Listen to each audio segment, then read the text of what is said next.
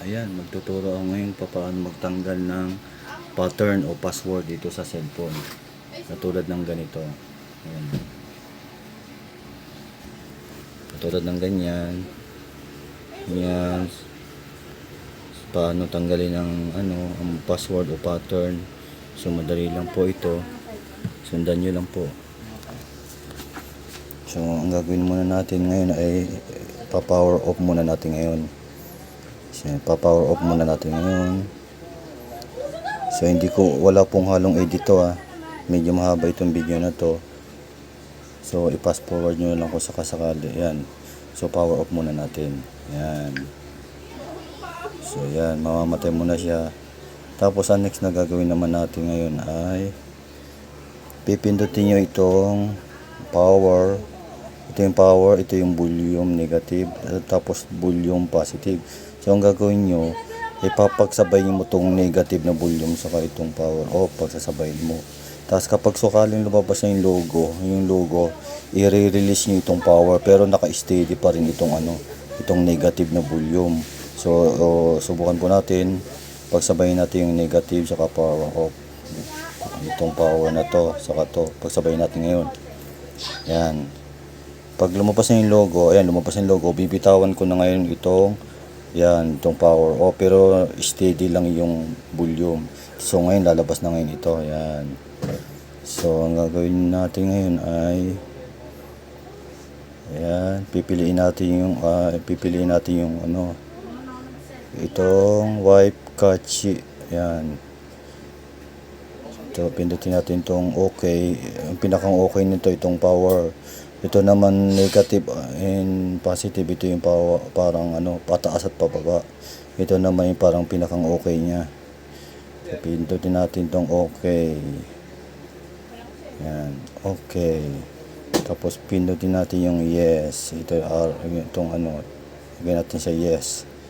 Pindutin natin. Okay uli. Yan. Tapos pindutin uli natin itong wipe data factory reset. Ayan. Okay uli. Ayan. Tapos ito. Ayan. Okay. Ayan. Lalabas yan. Ayan. Tapos pindutin mo itong reboot system now. Okay. Ayan. So hintayin lang po natin ngayon. Ayan. So hintayin lang po natin. So magre-reboot po yan. Parang katumbas po siya ng format. Para po kayo ng-format ng cellphone kasi nga nakalimutan nyo yung pattern o password. So ganito yung tamang gawin. Para mawala na yung ipo-format po natin. Basta sundan nyo lang po yung ginawa ko. Kasi hindi tinuturo ito ng iba Kasi ginagawa nila itong negosyo. Sa iba ang singilan ito mga 350, 500. Ayan. So sa akin po panoorin nyo lang po ito. Libre nyo lang po matutunan. Ayan, request ko lang po sa inyo. Sana po pakisuportahan po. Pakisubscribe po ang aking YouTube channel. At marami pa po akong i-upload ng mga unit. Any unit po na cellphone. Kahit Samsung man yan. O Huawei. Oppo. O Xiaomi. O kahit Basta panoorin nyo lang po. Hintayin nyo lang po ang hindi matagal. Ayan. So napunta na tayo dito. Pindutin na natin itong start. Pindutin mo na itong start. So papakita ko sa inyo na wala ng pattern.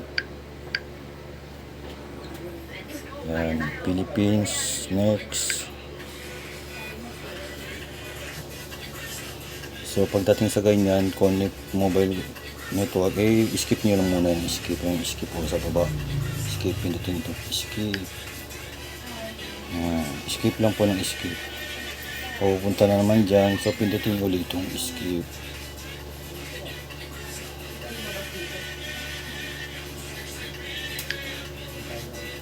Back lang po. Back, skip.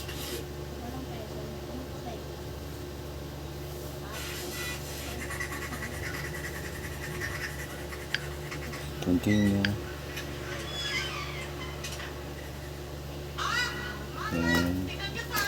Next. Next lang po. Ito, pagdating sa ganyan, set, pin, skip nyo muna. Skip nyo lang muna yan. Skip lang ng skip. Yan, skip. Skip ulit. Skip lang ng skip. Yan. So, pindutin mo tong may check na to. Yan. Tapos next. Yan. Tapos, pili kayo din sa dalawa na to. Pwedeng ito, pwedeng yun. Ito, pili lang po. Yan. So, next. Next. Ayan. Scroll down, accept. Ayan na po. Wala na pong pattern yun. Pindutin nyo na tong arrow.